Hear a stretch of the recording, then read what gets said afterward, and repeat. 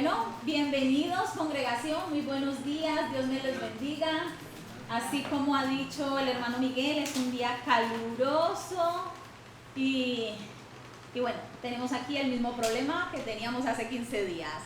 Pero bueno, vamos a seguir confiando en la misericordia del Señor, que nuestros amigos de Roalcana vengan pronto y nos puedan solucionar el problema. Así que bueno, aún así, con todo, vamos a seguir aquí rogándole al Señor que su Espíritu Santo sea moviéndose con poder y que nuestra mente no divague, como decía la hermana Diana, que el calor no nos aplatane. Porque antes estábamos cantando, ahora vamos a estar muy sentaditos y entonces no se me duerma. Porque es lo que puse. A Julie se lo voy a permitir, ella viene de trasnocho. Pero bueno, no, aún así el Señor que la sostenga. Y bueno, damos la bienvenida también a los que están al otro lado de la cámara, que también puedan seguir conectados. Ellos sí que lo vean, cuando lo vean van a estar bien, en sus casas, relajados. Pero bueno, gloria a Dios, gloria a Dios. Me gustaría orar primeramente, así que vamos a orar. Bueno, bendito y amadísimo Padre Celestial, Dios de los cielos, te damos muchísimas gracias, Señor, por un día más, Señor, que tú nos permites disfrutar, Señor, gozar de tu misericordia, de tu fidelidad, de tu provisión, de tu cuidado, Señor. Te damos las gracias por toda esta semana, Señor, que tú nos has cuidado. Han pasado muchas cosas, Señor, en cada casa, en cada familia, Señor, y hemos visto tu mano, Señor, guardándonos, sosteniéndonos, proveyéndonos, Señor. Gracias, y sobre todo gracias por tu palabra, Señor, que es ella la que nos habla cada vez de ti, Señor, en la que podemos conocerte cada vez más, Señor, y enamorarnos de ti, mi Dios. Muévete, Señor, con poder, que tu Espíritu Santo sea aquí, Señor, redarguyéndonos, quebrantándonos, Señor, exhortándonos y avivándonos, Señor. Esa es mi oración. Abre nuestros ojos y nuestros oídos de nuestro entendimiento, Señor, que no salgamos de aquí tal cual entramos, Padre. Perdona, Señor, toda nuestra maldad, Señor, y ayúdanos, Señor, a tomar decisiones sabias, Señor. Gracias, pues, por todo tu amor y todo tu cuidado. En el nombre precioso de Cristo Jesucristo. Amén. Amén. Pues, como ya les había dicho hace 2 semanas, vamos a arrancar con el libro de Jueces, ¿cierto? Y resulta de que es solo como semi-arrancar. Porque hoy va a ser, hace unas 2 semanas fue introducción, ¿cierto? Pues les tengo noticias, todo es introducción, parte 2. No sé si llamarlo prédica o será más como un estudio, porque vamos a estar más como en un panorama sobre lo que hay en el libro de Jueces, ¿vale? Entonces, en sí no es que nos vamos a meter ya de lleno en el libro, pero sí vamos a aprender muchas cositas. Será más como parte estudio sobre el libro en sí, pero espero que sea algo que podamos aplicar, que podamos aprender algo y traerlo a nuestras vidas. Y así como les dije antes de que iniciara la grabación aquí a la congregación, es cuando estábamos en la alabanza, en cada alabanza pensaba esto de si tan solo el pueblo hubiera hecho eso, si el pueblo hubiera entronado al Señor, si realmente lo hubieran puesto como rey a Él, como gobernante a Él, mucho dolor y sufrimiento se hubiesen ahorrado. Así que, bueno, vamos a leer Jueces, capítulo 1, versículos 1 y 2, y los que se puedan poner en pie, como honra la palabra del Señor, y ya será la última vez que los hagamos poner de pie. Jueces 1 y 2.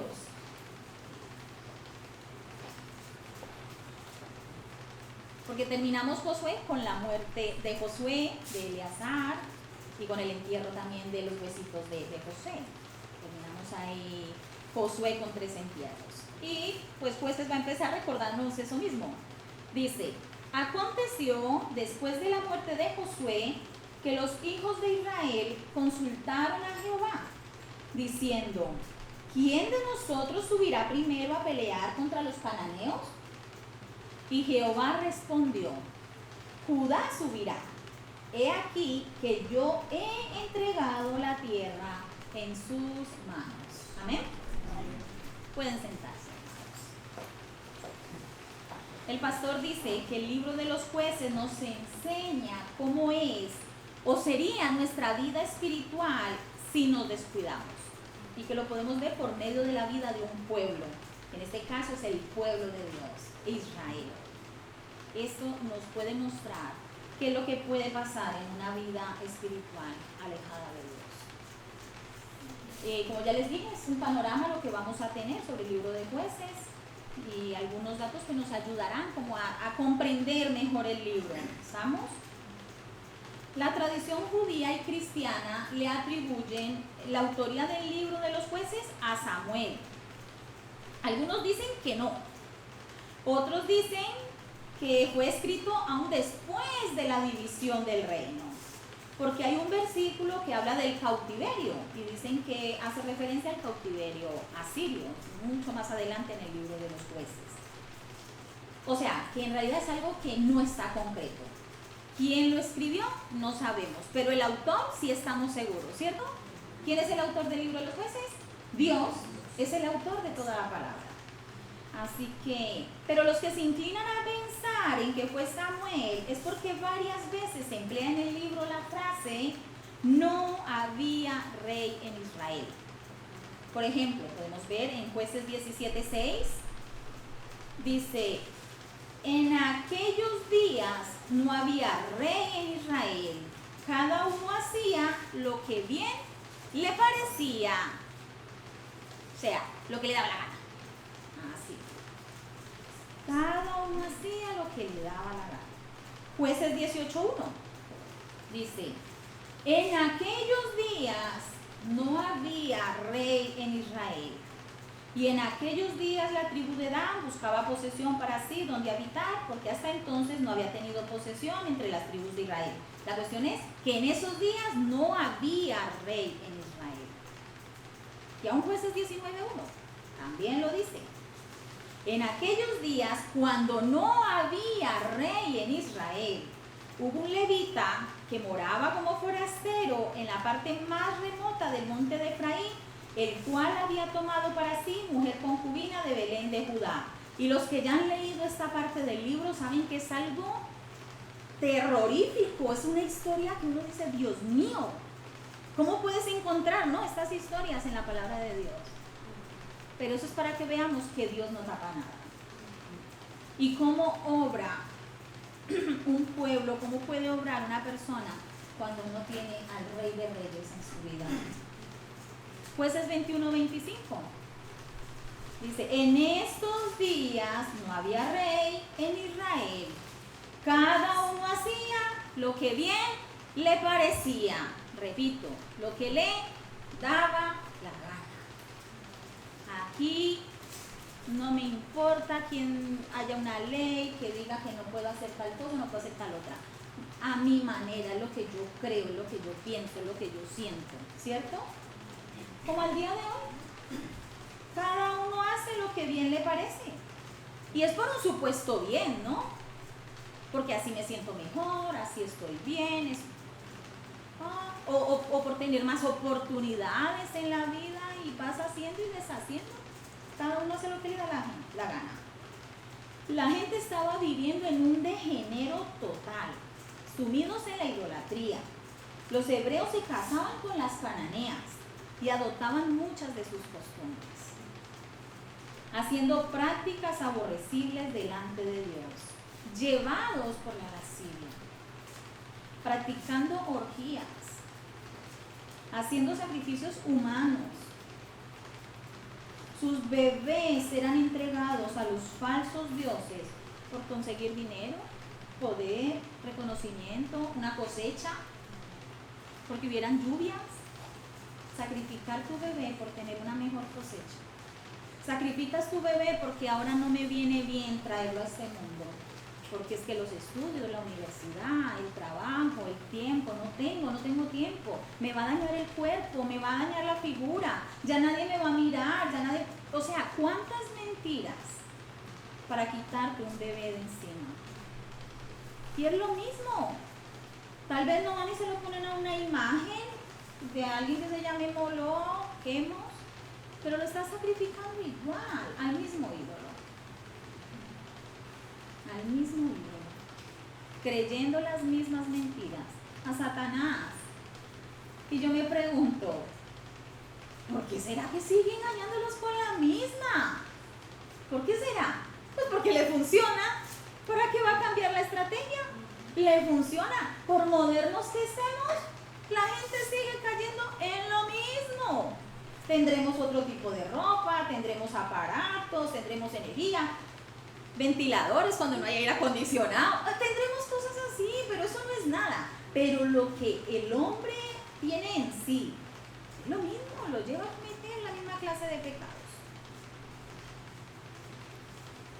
Habían hecho caso omiso a lo que Dios había dicho. En Deuteronomio ya Dios les había dicho. Vamos a ir a Deuteronomio 7, del 1 al 5. ¿Qué fue lo que Dios les dijo que tenían que hacer cuando llegaran a la tierra? Ya ellos habían llegado a la tierra. ¿Qué tenían que hacer? Deuteronomio 7, del 1 al 5.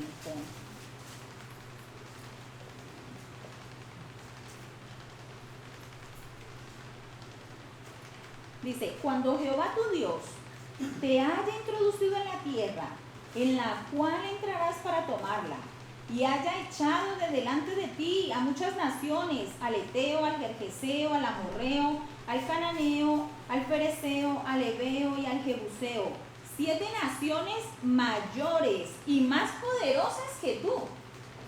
Y Jehová tu Dios las haya entregado delante de ti, las hayas derrotado, las destruirás del todo. No harás con ellas alianza, ni tendrás de ellas misericordia, y no emparentarás con ellas.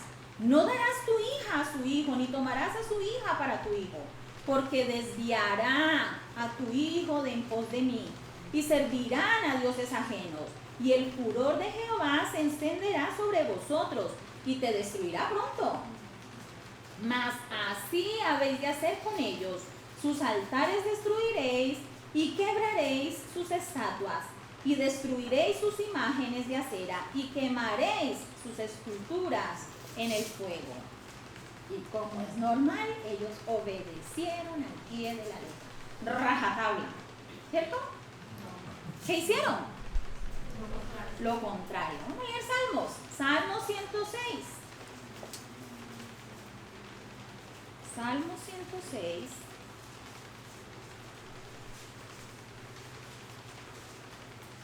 Del 34 al 44. Lo voy a leer rápidamente, es un poco larga la porción, pero es un salmo que habla sobre la rebeldía de Israel desde mucho tiempo atrás. Pero miren lo que dice a partir del 34. Acabamos de ver lo que decía en Deuteronomio, qué tenían que hacer cuando llegaran a la tierra. Y miren lo que hicieron. 34. No destruyeron a los pueblos que Jehová les dijo. Antes se mezclaron con las naciones y aprendieron sus obras y sirvieron a sus ídolos, los cuales fueron causa de su ruina. Sacrificaron sus hijos y sus hijas a los demonios y derramaron la sangre inocente, la sangre de sus hijos y de sus hijas, que ofrecieron en sacrificio a los ídolos de Canaán. Y la tierra fue contaminada con sangre.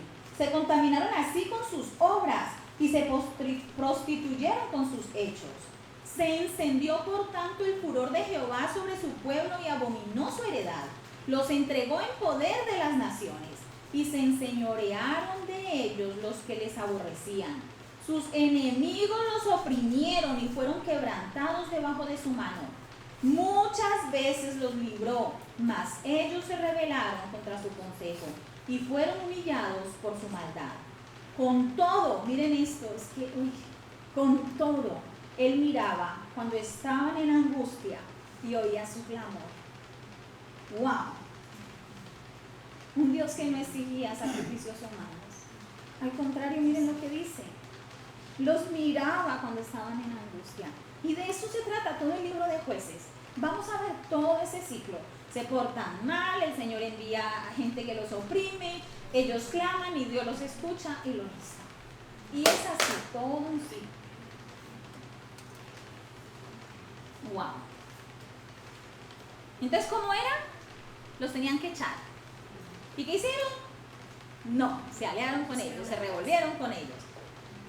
Y cuando lo leía pensaba en el Chavo. ¿Y cómo es? ¿Y cómo es? ¿Y cómo es? Señor. Y somos así.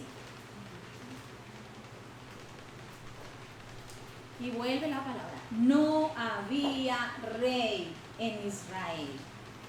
No había rey en Israel. Y como les digo, entonces esto sugiere que el autor estaba escribiendo en una época en la que sí había rey. Claro, él está escribiendo desde una época en la que ya hay rey, pero está escribiendo el pasado. Decía, en esa época no había rey, ¿cierto?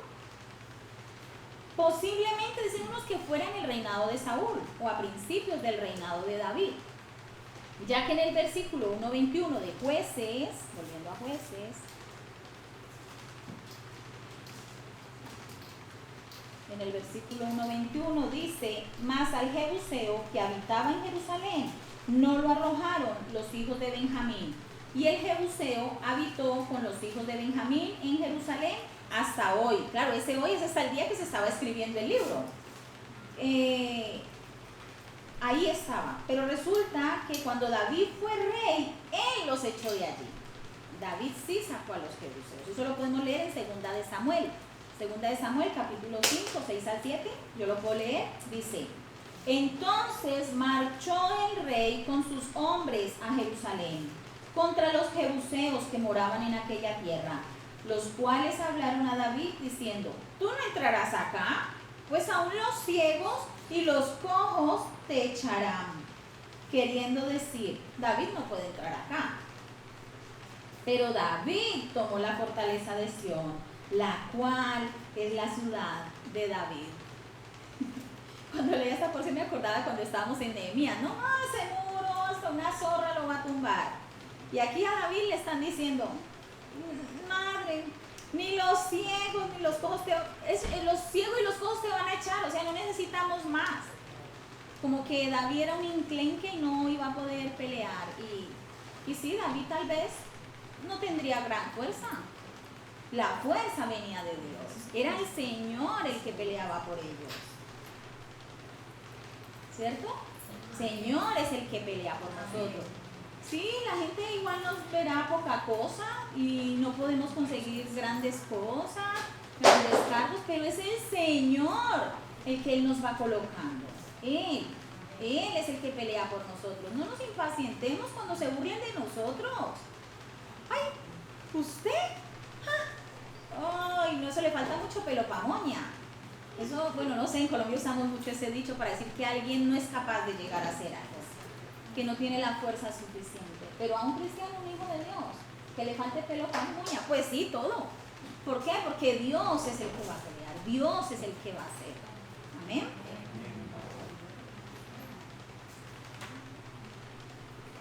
Antes que muriera Moisés, Josué fue escogido por Dios, ¿cierto? Para ser el que guiara a Israel. Pero no se escogió a nadie para liderar cuando murió Josué. Esto lo vimos hace 2 semanas también, ¿cierto? Y no es en realidad por la tontería que yo dije de que nadie se le pegó a Josué con un chicle. No es en realidad eso. En realidad, la verdad es que no fue la intención de Dios que su nación fuera gobernada por un hombre. No. Ya, claro, ellos necesitaron primero a Moisés porque fue el que los sacó de Egipto, necesitaron a Josué para la conquista, pero ya están en la tierra. ¿Quién va a empezar a gobernar la tierra? Una vez Israel ya tuvo su pueblo, tienen la ley, tienen la tierra, ya está. Iba a empezar la teocracia. Dios mismo iba a ser su gobernante supremo. Él, ahí venía, iba a empezar la teocracia. Que siempre ha estado, porque Dios es quien gobierna, en realidad. Porque sí habrán reyes, pero Dios los pone. Dios pone y quita reyes, lo dice su palabra. El pueblo viviría bajo la ley de Dios y los sacerdotes enseñarían y administrarían la ley de Dios. No necesitaban quien los dirigiera. Dios mismo iba a gobernar. Ya no necesitaban a nadie más. La teocracia es la más elevada y mejor forma de gobierno. Y un día será instituida con el Señor Jesucristo como supremo gobernante. Ya no habrá necesidad de presidentes ni de ministros, Dios mismo va a gobernar. Él va a venir y se va a sentar y va a reinar y se va a hacer verdadero. Cristo te entronamos. Todo lo que, por eso cuando estábamos, yo era pensando, digo, Dios mío, si tan solo lo hubieran hecho, si tan solo hubieran entronado al Rey de Reyes y al Señor de Señores. Pero claro, allá en el pasado no fue así. Muy por el contrario, el pueblo entró en un ciclo repetitivo de apostasía, castigo, arrepentimiento y liberación. O sea, Israel deja a Jehová para seguir otros dioses, apostasía. Dios los entrega en manos de los opresores, el castigo. En su aflicción Israel implora a Jehová, entonces es porque viene el arrepentimiento, ¿cierto? Y la liberación es Dios les proporciona un libertador que rompe el yugo de los opresores. Mientras gobernaba el libertador, el pueblo permanecía fiel. Pero cuando moría, volvían a apostatar. Y digo, ¡ay, qué gente para gustarle tener al policía ahí de sombra! Esto lo leo y voy siempre haciendo como un paralelo con Nehemías, que muchos años, cientos de años más adelante, pero lo mismo. ¿Y será que a día de hoy la gente no necesita el policía? Claro, nosotros cada vez que venimos del pueblo, claro, en carretera ven los que nos pasan, y de repente los ves como que desaceleran. ¿Qué será que hay más adelante? Ah, la policía. Ay, necesitar el policía para hacer lo correcto. Así que los jueces aparecen por causa del pecado y del fracaso, para rescatar a Israel de situaciones pésimas. Ahí es donde aparecen los jueces. Tenían menos poder que los reyes. Ellos eran más libertadores y gobernadores que en realidad un juez civil. O sea, no era que había una corte y estaba ahí con una toga y con el martillo daba un veredicto. No, era más eso, un libertador, alguien que el Señor iba a usar para pelear contra los opresores. Como podemos ver en Jueces 3:9, ahí cerquita, Jueces 3:9 dice: entonces clamaron los hijos de Israel a Jehová, y Jehová levantó un libertador a los hijos de Israel y los libró. Esto es, a Otoniel, hijo de Cenaz, hermano menor de Caleb. Ya sabemos que Caleb era uno de esos dos espías que dijo, vamos, tomemos la tierra, 40 años atrás, que nadie lo escuchó. Pero bueno, él y Josué, ¿cierto? Estos jueces, ellos gobernaban territorios pequeños y no a Israel entero. No era que se levantaba un juez y iba a pelear por Israel entero, no. Era su territorio, su tribu. Tal vez había alguna excepción, que un grupo de tribus, de que pelearan se aliaran 2, 3 tribus y que fueran gobernados por un juez, como es el caso de Débora o de Barak, que eso lo pueden leer en Jueces 4 o lo veremos más adelante, o Gedeón, también allá en Jueces 7 veremos que hay más tribus, que no es solo una. Ellos provenían de distintas clases sociales y también incluso de distinto sexo. Como ya les nombré, vemos una mujer, pues Débora. A diferencia de los reyes, su posición de gobierno no se transmitía a sus descendientes. Como yo soy el juez, luego mi hijo es el juez y mi nieto será... No. Era uno que el Señor levantaba para ese momento y ya está. Mientras que los reyes, por lo menos de Judá, siguen toda una línea. En Israel vamos a ver que eso es un desbarajuste. Este fulano mató al otro y empieza esta familia y hay una familia que dura 2 años, otra que dura 7 días y es una cosa loca. Lo que puede llegar a ser la gente por el poder. Entonces ellos eran elegidos por Dios para librar a su pueblo y fueron investidos por el Espíritu para poder realizar lo que se les estaba encomendando. ¿Ven? No era que ellos tenían el poder, es que el Señor los escogía porque que es tan fuerzudo, Sansón, No, Él les daba el poder, el que pudieran hacer las cosas. El periodo de los jueces no está muy claro.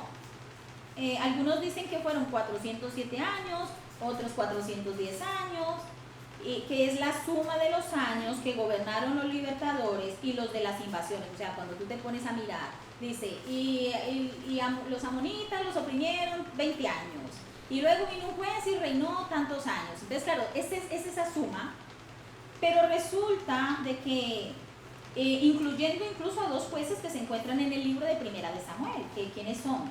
Elí y Samuel también entran allí. Pero esa cifra no se ajusta a la realidad histórica y se puede reducir. ¿Por qué? Porque algunas veces hubo jueces ejerciendo simultáneamente. En un lado de Israel y en otro lado de Israel. Entonces, claro, si uno ejercía 40 años acá y el otro 40 años allá, son los mismos 40 años. Entonces, claro, por eso la suma de 407 o 410 años pues no es la real. Paul Benguer dice que el tiempo real para el periodo de los jueces es de 332 años. Nosotros sabemos que han estudiado Panorama y mucha de esta información la he tomado de ahí, del libro de Paul Benguer y de otro Paul, Paul Hope. Los eruditos concuerdan en que ese periodo histórico empezó con la muerte de Josué y terminó con la coronación de Saúl y el comienzo de la monarquía en el año 1051 a.C. Entonces el debate empieza en la fecha en que José murió. ¿Cuándo murió Josué? Y ahí está la cuestión. Y entonces, si somos sinceros, saber exactamente cuándo se escribió Jueces o cuándo murió Josué no nos salva, ¿cierto? Ni nos condena. Lo que sí es que debemos aprender del libro es a identificar si hemos caído en el ciclo de decadencia. Con eso es que tenemos que quedarnos. Ay, no, pero ¿cuándo murió Josué? No, Dios, es que por eso en la Biblia no se puede uno fiar. Es que si uno empieza a sumar, mire, es que hay, ¿cómo es que dicen? Como que la Biblia no concuerda, de que se contradice. No, eso es como excusas para no hacer lo que realmente tienes que hacer. Debemos fijarnos, es en ese periodo de decadencia, cuidarnos de no caer ahí. De estos jueces, 6 se consideraban más importantes por el hecho de ser tratados en detalle, o sea, Otoniel, Ahod, Barak, Gedeón, Jefté y Sansón. Otros 6 jueces cuyas actividades se narran brevemente son llamados jueces menores, pero no porque fueran menores en edad ni nada de eso, sino porque pues hay menos información sobre lo que ellos hicieron, igual que los profetas menores, ¿no? Y los mayores, lo mismo. Y como les dije, hubo otros 2 jueces cuyos periodos se describen en Primera de Samuel, Elí y Samuel. Parece que ellos gobernaron toda la nación hebrea en el periodo inmediatamente anterior a la inauguración de la monarquía. Solo ellos 2 sí como que tuvieron más control sobre Israel, ¿vale? Josué es un libro de victoria. Claro, leíamos Josué y todas esas batallas, y ¡wow! Mientras que Jueces es un libro de derrota. Josué habla de la conquista de 7 naciones en 7 años.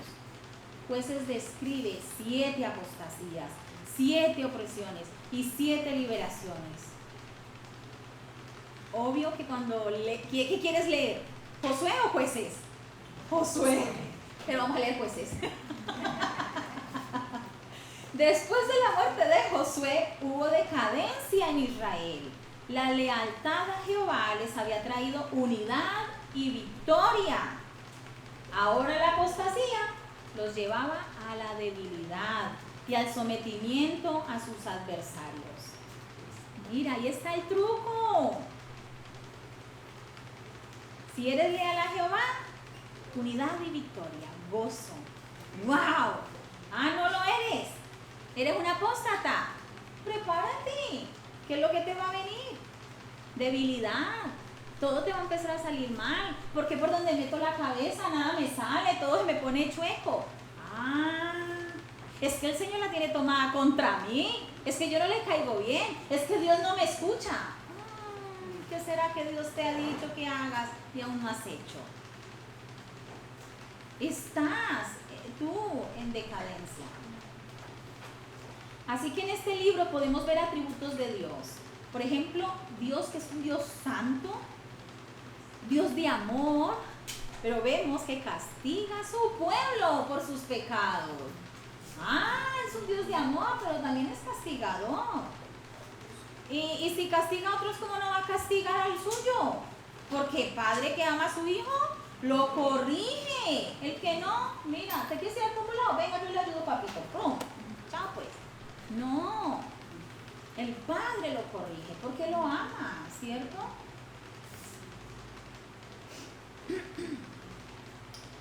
Ay, Dios mío. Él es misericordioso también. Él los salvó. Cuando ellos daban muestras de arrepentimiento, pues ahí enviaba un libertador. El libro nos enseña que la opresión es un castigo por la infidelidad y la liberación es el resultado del retorno a Jehová. Vuelvo y digo, ¿cómo queremos vivir? ¿En castigo? O sentirnos libres, estar en paz, tengamos o no tengamos dinero, haya o no haya salud, haya lo que haya, pero que tú te sientes con ese gozo y con esa paz. Mira a Job, Jehová dio y Jehová quitó. Yo creo que ninguno aquí, por rico que sea, ha llegado a los tobillos de Job. Y Job lo perdió todo. Y el que dijo, Jehová dio, Jehová quitó. Y estaba con una sarna tremenda, tremenda. Y aún así, él ahí permaneció.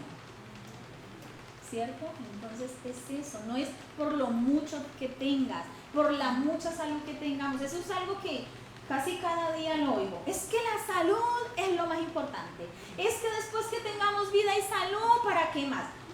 ¿Y qué? ¿De qué importa tener salud si te vas a ir al infierno? Toda tu salud no te va a sacar de allí. Pues mira, igual estaremos más enfermos que enfermos, que como decimos, de la congregación parece que no hacemos medio, ya no uno ni medio. Pero el Señor nos va a dar un cuerpo glorificado. Eso es lo que cuenta.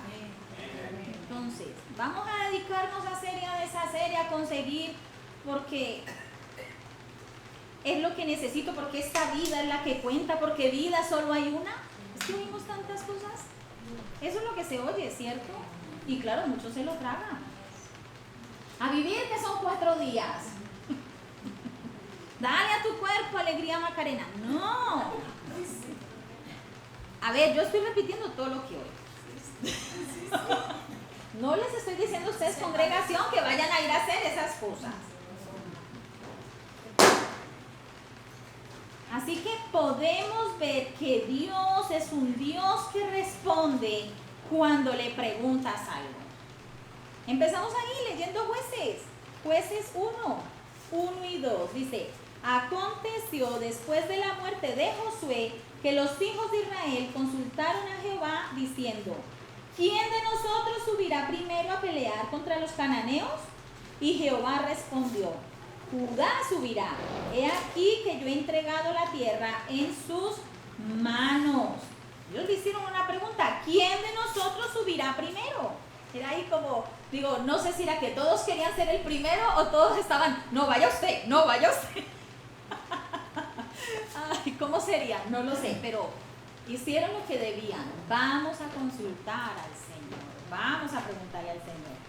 Después de la muerte de Josué, probablemente no fue un periodo muy largo, porque parece que los cananeos aprovecharon aquel acontecimiento para intentar recuperar la tierra, ¿no? Su posición perdida. Y claro, los israelitas se vieron obligados a entrar en la guerra. Josué 18:3.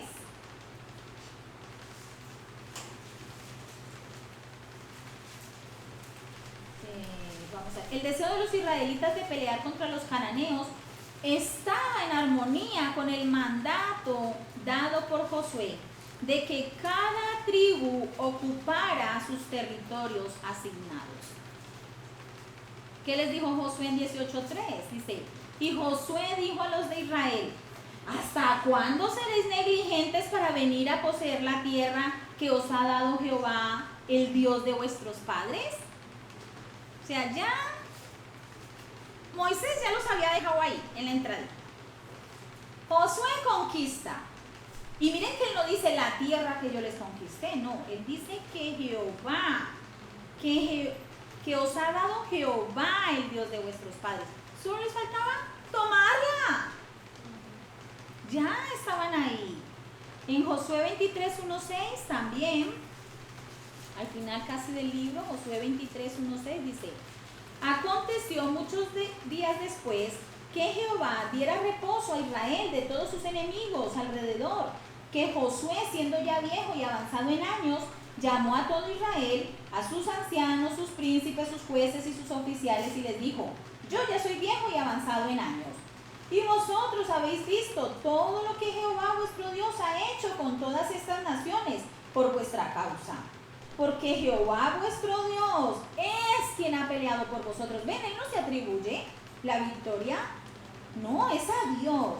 He aquí, os he repartido por suerte en herencia para vuestras tribus estas naciones, así las destruidas como las que quedan, desde el Jordán hasta el mar grande, hacia donde se pone el sol. Y Jehová vuestro Dios las echará de delante de vosotros. ¿Quién las va a echar? Ellos. Jehová las iba a echar, pero ellos tenían que arrancar, dar el paso. Me recuerda a Moisés. ¿Y qué haces ahí orando? Venga, empieza a andar. Y el mar no se había abierto, pero el Señor empieza a andar, y a veces es lo que nos pasa. No empezamos a caminar cuando Dios dice que ya hagamos algo. Se me movió. ¿Voy en él?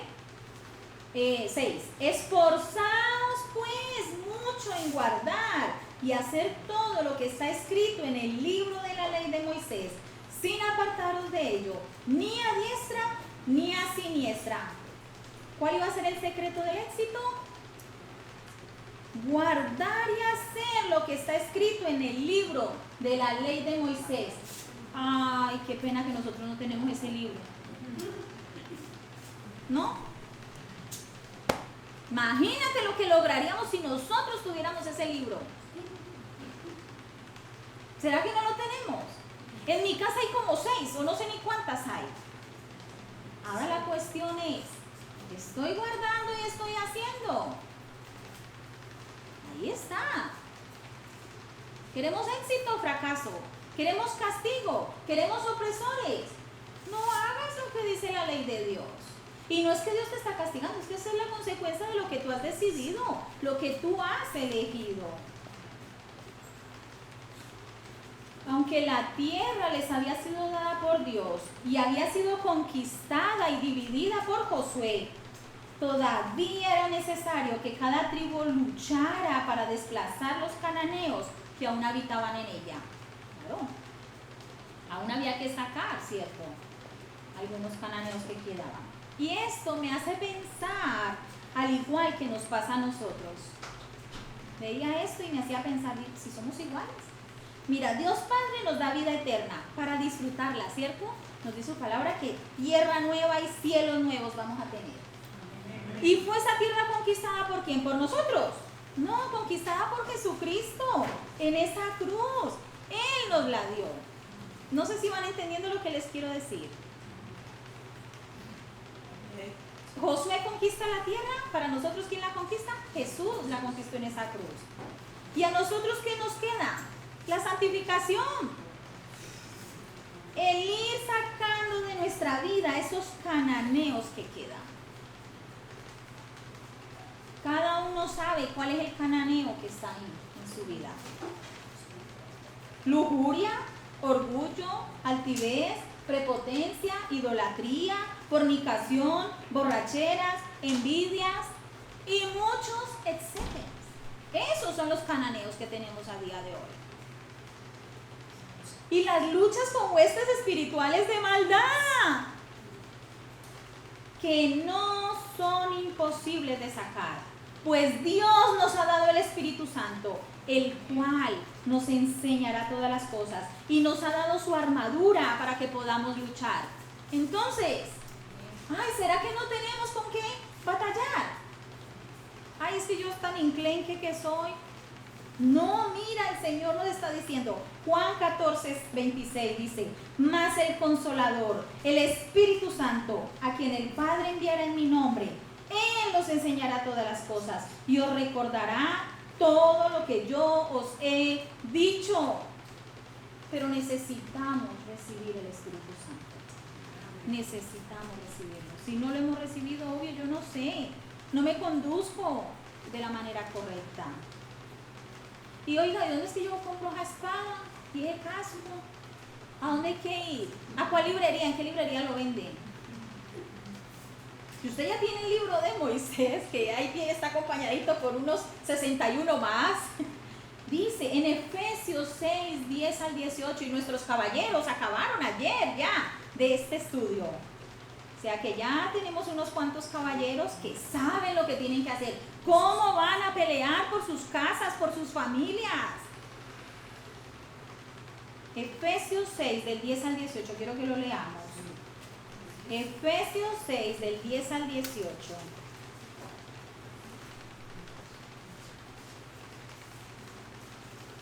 Y yo sé que lo hemos leído muchas veces, pero tal vez a alguno no se le ha quedado. Y yo le voy a decir dónde es que usted va a ir a comprar esa armadura. ¿Dónde es que usted la consigue? Ahí, Efesios 6, 10 al 18 dice, por lo demás, hermanos míos, fortaleceos en el Señor y en el poder de su fuerza. Vestíos de toda la armadura de Dios para que podáis estar firmes contra las acechanzas del diablo.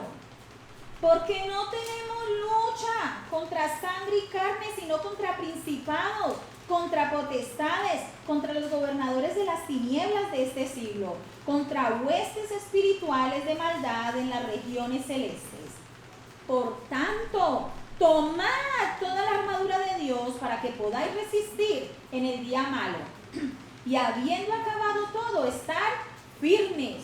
Estad pues firmes, ceñidos vuestros lomos con la verdad y vestidos con la coraza de justicia y calzados los pies con el apresto del evangelio de la paz. Sobre todo, tomad el escudo de la fe, con que podáis apagar todos los dardos de fuego del maligno, y tomad el yelmo de la salvación y la espada del Espíritu, que es la palabra de Dios, orando en todo tiempo con toda oración y súplica en el Espíritu, y velando en ello con toda perseverancia y súplica por todos los santos. ¡Wow! Amén. Creámosle al Señor, creámosle a su palabra. Sí, van a venir los dardos, sí que habrá batalla, sí que hay luchas, sí que hay guerras, sí las hay, y muy reales, espirituales, y son muy reales. Pero si le creemos al Señor, seremos vencedores, ¿cierto? Amén. Somos vencedores en Él. Volviendo al pasaje de Jueces, no se especifica el método que los israelitas usaron para consultar a Jehová. Ahí no lo dice, ¿cierto? No es el modo ni el modo en que el Señor respondió. Pero probablemente se realizó gracias al ministerio del sumo sacerdote que oficiaba en el tabernáculo, ya fuera usando el Urim y Tumim, que era como solían consultar, o por una forma verbal de dirección divina. Se cree que el sumo sacerdote ahora, en este periodo, es Finés. ¿Saben quién es Finés? El hijo de Eleazar. Eleazar, hijo de Aarón. O sea que este ya sería la tercera, en el linaje, sí, la tercera generación de sumos sacerdotes. En Éxodo 28:30 está cuando el Señor ya le dice a Moisés cómo debía hacerlo de él, toda la vestimenta sacerdotal, y allí habla también de lo del Urim y Tumim. Si lo quieren leer, léanlo ahí en su casa, Éxodo 28, está ahí toda la vestimenta sacerdotal, que también toda ella nos está hablando de santificación, de apartarnos para el Señor. La diadema lo pone explícitamente, santidad a Jehová, santidad a Jehová. Hace poco lo leí con mi sobrina y leíamos, ¿no? De que incluso al sumo sacerdote se le mandan a hacer calzoncillos de lino. ¿Por qué? Para hacer diferencia entre un sacerdote de Dios y un sacerdote pagano, que solían hacer sus cultos más bien desnudos. Y el Señor, no, pulcros, decorosos. No quería el Señor sacrificios iguales a los paganos. Es que esta es mi manera. Es que yo sirvo a Dios a mi manera. No es a tu manera. Él tiene una manera, Él dice la manera. ¿Estamos? Hoy no tenemos Urim y Tumim, pero sí tenemos a nuestro sumo sacerdote, que es Jesucristo, que está en los cielos. Amén. Me encanta. Hebreos 4, 14 al 16.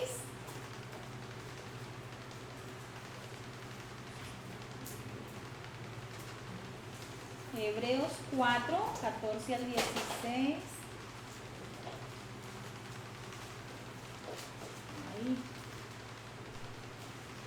Dice, por tanto, teniendo un gran sumo sacerdote que traspasó los cielos, Jesús, el Hijo de Dios, retengamos nuestra profesión, porque no tenemos un sumo sacerdote que no pueda compadecerse de nuestras debilidades, porque así somos los humanos, somos más bien empáticos. Por muy sacerdote que sea, por muy piadoso que sea, hay momentos en los que no llegas a empatizar totalmente con una persona, pero Jesús sí.